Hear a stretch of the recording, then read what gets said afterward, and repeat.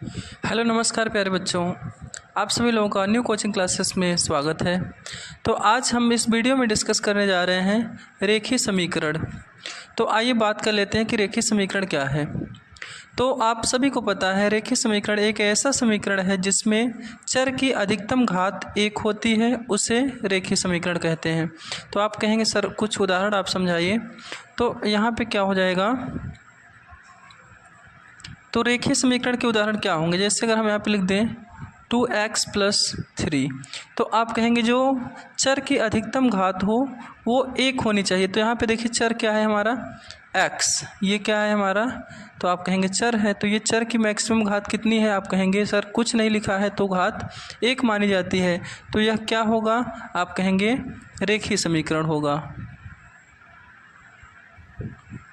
रेखीय समीकरण होगा।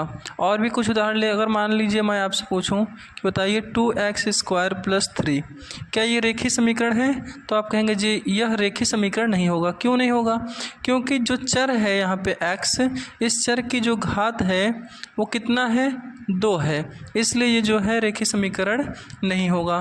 तो आई होप आप लोग ये चीज़ सीख लिए होंगे रेखीय समीकरण। तो यहाँ पे कुछ और उदाहरण जैसे हम लिखें x+5, ये भी रेखीय समीकरण है। 2x+3, ये भी रेखीय समीकरण है। 5+3x, यह भी रेखीय समीकरण है। तो ये सभी जो है रेखीय समीकरण के कुछ उदाहरण हैं। तो आइए नेक्स्ट आगे बढ़ते हैं हम लोग।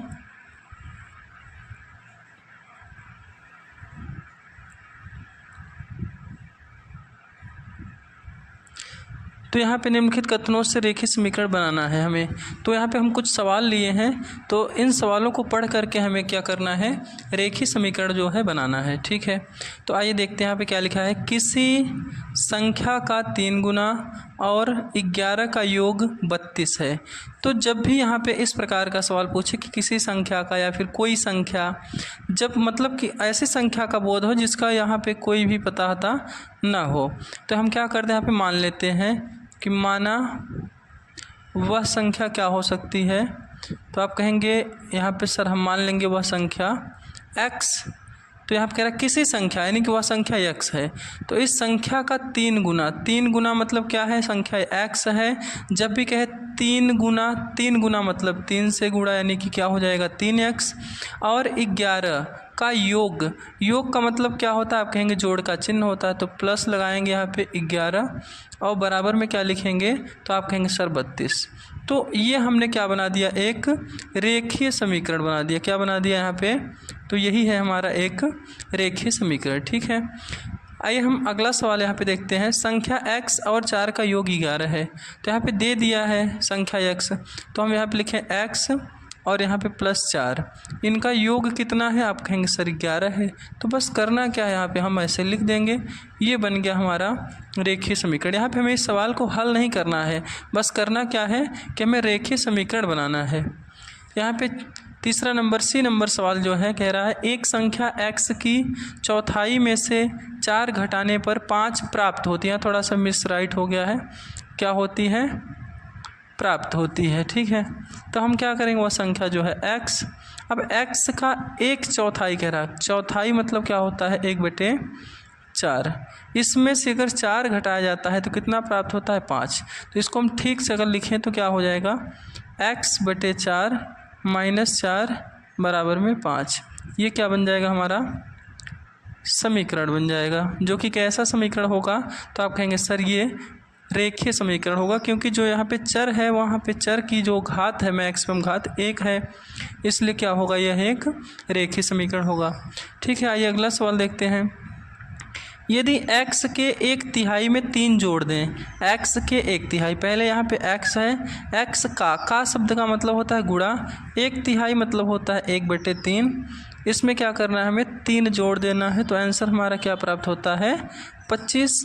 इसको थोड़ा सा हम लोग ठीक से लिख लेते हैं। तो x में 1 से गुणा किए तो x/3 और ये +3, आंसर हमारा कितना आ रहा है, 25। तो ये हमारा क्या बन गया, एक रेखीय समीकरण। आई होप आप लोग जो है रेखीय समीकरण बनाना सीख लिए होंगे।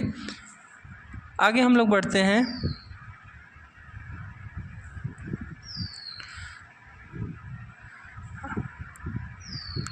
कह रहे हैं रेखीय समीकरण को हल करना जबकि एक पक्ष में व्यंजक और दूसरे पक्ष में संख्या हो। तो यहाँ पर हम लोग क्या करेंगे, रेखीय समीकरण को हल करना सीखेंगे। लेकिन यहाँ पे हमें ध्यान रखना है सवाल की कंडीशन के हिसाब से क्या कह रहा है, जबकि एक पक्ष में व्यंजक और दूसरे पक्ष में संख्या हो। तो एक पक्ष में यहाँ पे क्या दिया है, व्यंजक, और दूसरे पक्ष में क्या दिया है, यहाँ पे संख्या दिया है। ठीक है, तो आइए हम लोग देखते हैं इस सवाल को कैसे किया जाएगा। तो इस सवाल में हम क्या करेंगे, सवाल हमारा क्या है, x + 2 और बराबर में दिया है 4। अब हम यहाँ पे पक्षांतर का नियम सिखाया नहीं है, इसलिए हम पक्षांतर का नियम लगाने के लिए कहेंगे नहीं। कुछ बच्चे होंगे जिनको पक्षांतर का नियम पता हो, कहेंगे सर आप एक काम करिए, x बराबर यहाँ पे 4 और ये 2 जो है पॉजिटिव है, इधर आएगा तो निगेटिव हो जाएगा, तो x जो है 2 आ जाएगा। लेकिन हम यहाँ पे ये वाला तरीका बिल्कुल भी नहीं लगाएंगे। ठीक है, हम क्योंकि अभी पक्षांतर का नियम सीखे ही नहीं है, तो कैसे हल करेंगे, तो आइए देख लेते हैं। तो हम यहाँ पे इसको पक्षांतर के नियम से नहीं बल्कि किसी और नियम से सीखेंगे। ठीक है, तो वो नियम कौन सा होगा हमारा, तो वो नियम होगा, जैसे हमारा यहाँ पे सवाल क्या है, x + 2 बराबर में 4। ठीक है, तो आपको करना क्या है, यहाँ पे जो भी संख्या है तो ये धन में है, तो यहाँ पे हम क्या करेंगे, दोनों पक्षों में क्या करेंगे, यहाँ पे दोनों पक्षों में लिख लेते हैं यह बात को कि दोनों पक्षों में, मतलब पक्ष मतलब आप लोग समझ पा रहे होंगे, इसको हम लोग बोलते हैं LHS और ये होता है हमारा RHS, जिसका मतलब होता है राइट हैंड साइड और सॉरी ये लेफ्ट हैंड साइड और ये होता है हमारा राइट हैंड साइड। ठीक है, तो आपको क्या करना है, x + 2 था, इसमें से आप 2 निकाल दीजिए और इधर से भी आप 2 निकाल दीजिए। ठीक है, दोनों पक्षों में क्या करेंगे, 2 घटा देंगे, घटाने पर तो हम यहाँ पे घटाएं तो क्या होगा, आप कहेंगे सर 2 में से जब भी 2 निकलेगा तो 0, यानी कि यहाँ 0 आ गया, और यहाँ 4 में से जब 2 निकालेंगे तो क्या आ जाएगा, 2। आपको पता होगा कि 0 किसी संख्या में जुड़ता है तो उसकी वैल्यू वही रहती है जो संख्या होती है। तो x था, x में 0 जोड़ते x आया, तो यहाँ से x का मान हमें कितना निकल के आया, आप कहेंगे सर 2। तो ये होता है हमारे सवाल का राइट आंसर, जो कि हम लोगों ने पक्षांतर के नियम से नहीं किया है बल्कि किसी और नियम से यहाँ पे दोनों पक्षों में हमने जोड़ना और घटाने का कार्य किया है। ठीक है, अब इसमें हम क्या करेंगे, सवाल नंबर बी में देखते हैं। तो ये जो सवाल नंबर बी है हमारा कह रहा है 5x = 20। ठीक है, तो इसमें क्या करेंगे अब, तो आप कहेंगे सर इसमें तो आप बोले हैं घटाने जोड़ने के लिए, यहाँ पे कुछ ऐसा है नहीं, तो हम क्या करेंगे यहाँ पे कि दोनों पक्षों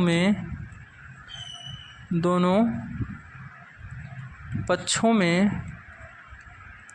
5 से भाग देंगे। क्या करेंगे, 5 से भाग देने पर, तो जब भी भाग देंगे तो यहाँ पे क्या हो जाएगा, ये 5x था, इसमें बटे 5 कर दिए, और इधर 20 था, इधर भी क्या कर दिए, बटे में 5। ध्यान ये रखना है कि मैं दोनों पक्षों में सेम संख्या जोड़ना, घटाना, गुणा करना, भाग करना है। तो यहाँ पे 5 से 5 को काटेंगे और यहाँ पे 5 से 4 बार में काटेंगे, तो x का मान हमारा कितना निकल के आया, 4, जो इस सवाल का हमारा क्या होगा, राइट आंसर होगा। ठीक है, यहाँ पे एक सवाल हमारा और बच रहा है, कौन सा सवाल है, तो आप कहेंगे सर C नंबर सवाल अभी बच रहा है, आप इसको थोड़ा सा समझाइए। तो आइए बिल्कुल समझा देते हैं इस सवाल को। क्या है, x बटे में 4 बराबर में है 4। तो यहाँ पे क्या करना है हमें कि दोनों पक्ष, अब यहाँ पे भाग में है तो हम क्या करेंगे, गुणा करेंगे। यहाँ पे गुणा था तो भाग के थे, जस्ट अपोजिट। अगर संख्या जो है चर के साथ गुणा में है तो हम इसमें संख्या से भाग देंगे वही संख्या से। ठीक है, लेकिन अब यहाँ पे क्या है, भाग में है तो गुणा करना होगा, तो क्या करेंगे, दोनों पक्षों में क्या लिखेंगे, आप कहेंगे सर दोनों पक्षों में 4 से गुणा करने पर, क्या करेंगे, 4 से गुणा करने पर, तो गुणा होगा तो क्या होगा, ये x बटे 4 गुणित 4 और ये 4 गुणित 4, तो 4 से 4 को यहाँ पे कैंसिल कर देंगे और इधर क्या हो जाएगा, 4 से 4 में गुणा तो 16। इस सवाल का जो राइट आंसर होगा वो कितना हो जाएगा हमारा, 16। तो ये होता है हमारा रेखीय समीकरण को हल करना जबकि एक पक्ष में व्यंजक और दूसरे पक्ष में संख्या दी होती है। ठीक है, चलिए आगे बढ़ते हैं। आगे हमारा सवाल है कि रेखीय समीकरण को पक्षांतर विधि द्वारा हल करना। तो अभी तो हमने पक्षांतर विधि तो आपको सिखाया नहीं, पक्षांतर का नियम क्या होता है। तो आइए पहले सीख लेते हैं हम लोग पक्षांतर का नियम, कि पक्षांतर का नियम क्या कहता है। कुछ लोगों को पता होगा पक्षांतर का नियम, कुछ लोगों को नहीं पता होगा। तो चलिए, जिनको पता है और जिनको नहीं पता है सब लोग एक साथ हम लोग सीख लेते हैं पक्षांतर का नियम। पक्षांतर का नियम कहता है कि अगर कोई संख्या बराबर के राइट साइड में लेफ्ट साइड में अगर पॉजिटिव है, तो जब भी हम इसको बराबर किधर ले जाएंगे तो ये क्या हो जाता है, निगेटिव हो जाता है। अगर कोई संख्या इधर ऋणात्मक है तो बराबर किस तरफ ले जाएंगे तो क्या हो जाएगा, वो धनात्मक हो जाएगा। अगर कोई संख्या जो है इधर हमारे भाग में है या डिवीज़न में है, तो जब भी बराबर किधर आएगा तो क्या हो जाएगा, वो मल्टीप्लिकेशन में यानी गुणा में हो जाएगा। अगर कोई संख्या इधर गुणा में है तो इसको हम इधर ले आएंगे तो क्या हो जाएगा, वो भाग हो जाएगा। यही होता है हमारा पक्षांतर का नियम, जस्ट अपोजिट बस। अगर धनात्मक है तो बराबर की दूसरी तरफ जाएगा तो ऋणात्मक, अगर ऋणात्मक है तो धनात्मक, भाग में है तो गुणा में, गुणा में है तो भाग में। ठीक है, अब आइए हम लोग इस सवाल को जो है पक्षांतर विधि से हल कर लेते हैं। तो पक्षांतर विधि से हल करने पे देखते हैं क्या मिलेगा। तो सवाल क्या है हमारा, x + 7 = 12। तो यहाँ पे क्या है, ये धनात्मक है। अभी हमने बताया कि अगर इधर धन में रहेगा तो बराबर के दूसरी तरफ जाएगा तो ऋण होगा। अब यहाँ पे हम लगाएंगे बराबर में, फिर 12, ये पॉजिटिव इधर आया तो निगेटिव, मतलब -7। तो x बराबर कितना आ जाएगा, 12 में 7 घटाएंगे तो 5। तो इस सवाल का हमारे यह राइट आंसर होगा। दूसरा सवाल क्या है, तो x - 5 बराबर में दिया है 8। तो x बराबर अभी हमने बताया अगर इधर हमारा ऋणात्मक है तो इधर आएगा तो क्या हो जाएगा, धनात्मक। तो ये माइनस में इधर आएगा तो 8 और ये +5। तो x बराबर कितना हो जाएगा, आप कहेंगे सर 13। तो ये सवाल बहुत ही ज़्यादा आसान होते हैं और आप सभी लोग बढ़िया से इसको सीख सकते हैं। आइए आगे देख लेते हैं। सवाल क्या है, x - 3 बराबर में -6। अब देखेंगे हमें बस इस संख्या से मतलब है कि बराबर किधर माइनस में उधर जाएगा तो प्लस हो जाएगा। तो x बराबर क्या होगा, -6 और +3। तो आपको हमेशा यहाँ पे याद रखना है कि यहाँ पे -6 बड़ा है और ये +3 जो है छोटा है। यानी कि आपका मान चलिए कहीं पे 6 रुपये का उधार है, आपने 3 दिया उसे, तो यहाँ पे कितना बचेगा आपका और उधार, 3 रुपये बचेगा। तो ये जो है हमारे सवाल का राइट आंसर हो जाएगा। तो ये था हमारा रेखीय समीकरण को पक्षांतर विधि द्वारा हल करना। आइए आगे बढ़ते हैं।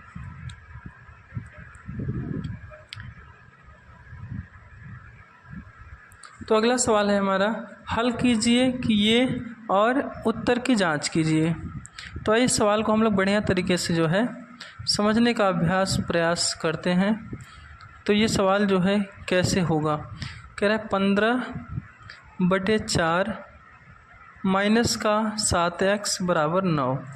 ठीक है, तो अब क्या होगा, यहाँ पे ये जो 15/4 है इस पूरे को, क्योंकि इसमें कोई चर जो है इसके साथ नहीं आया है, तो जब किसी संख्या में चर नहीं आया है तो संख्या को हम एक तरफ कर देंगे और चर वाले को एक तरफ कर देंगे। ठीक है, तो ये बच्चा हमारा -7x और ये 9 माइनस ये पूरा का पूरा इधर चला जाएगा, पॉजिटिव था इधर, तो इधर आएगा तो क्या हो जाएगा, निगेटिव। तो ये हो जाएगा हमारा 15/4। ठीक है, तो माइनस का 7x बराबर, यहाँ पे एलसीएम लेंगे 4 और ये आ जाएगा हमारा 36 माइनस का 15, 36 माइनस का 15। तो 7x बराबर यहाँ पे क्या हो जाएगा, 15 घटाएंगे यहाँ पे तो कितना आएगा, आप कहेंगे सर यहाँ पे आ जाएगा 21। कितना आएगा, 21। 6 में से 5 घटा 1 और 3 में से गया 2 और ये बट्टे में आ गया 4। अब ध्यान रखेंगे यहाँ पे हमारा क्या हो जाएगा, ये माइनस है तो इधर से माइनस हटाएंगे तो इधर माइनस आ जाएगा। तो x बराबर ये गुणा में उधर आएगा तो भाग करेगा, तो 21/4 और भाग में आ जाएगा 7। इसको काटेंगे, 7 × 9 7 और 7 × 21। तो जो x का मान आएगा यहाँ पे कितना आ जाएगा, आप कहेंगे सर 3/4। x का मान कितना आ गया, 3/4। अब कह रहा है इसके उत्तर की जाँच करिए। तो उत्तर की जाँच कैसे करेंगे, तो यहाँ पे हम लोग लिखेंगे उत्तर की जाँच। तो उत्तर की जाँच में क्या होता है कि जो भी सवाल था उस सवाल को हम लिखेंगे, 15/4 माइनस 7x बराबर में 9। जहाँ पे x है वहाँ पे हम x का मान रखेंगे, तो ये 15/4 माइनस 7 गुणते 3/4 बराबर में 9। और देखना है सवाल का आंसर 9 आता है कि नहीं आता है। तो 15/4 माइनस 21/4 बराबर 9। ठीक है, तो इस सवाल में हम देखेंगे तो यहाँ पे हर बराबर है और 15 और 21, सॉरी यहाँ पे थोड़ा सा हमें ध्यान रखना है, यहाँ पे माइनस हमारा छूटा है, तो ये -3/4 होगा। तो यहाँ पे मान रखेंगे इसमें -3/4, तो इसको प्लस बना देगा। ठीक है, तो 15 और 21 जोड़ेंगे तो कितना आएगा 36/4 और बराबर में 9। इसको हम काट देंगे, 4 9 36, तो 9 बराबर 9। यही होता है उत्तर की जांच। ठीक है, ऐसा ही एक सवाल हम लोग और देखेंगे अभी, तो आइए देख लेते हैं उसको भी क्या है सवाल। तो वो सवाल जो है हमारा कुछ इस प्रकार से है कि हल कीजिए कि 3/7 प्लस x बराबर 17/7।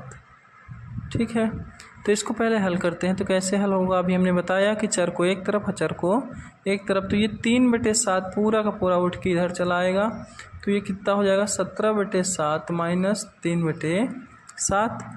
तो x का मान क्या आ जाएगा, एलसीएम 7 आया, 17 में से 3 घटाएंगे तो 14, जो कि काटने पर कितना आ जाएगा 2। तो x का मान कितना निकल के आया, यहाँ से 2 निकल के आया। अब इसके भी उत्तर की जांच करना है, उत्तर की जांच।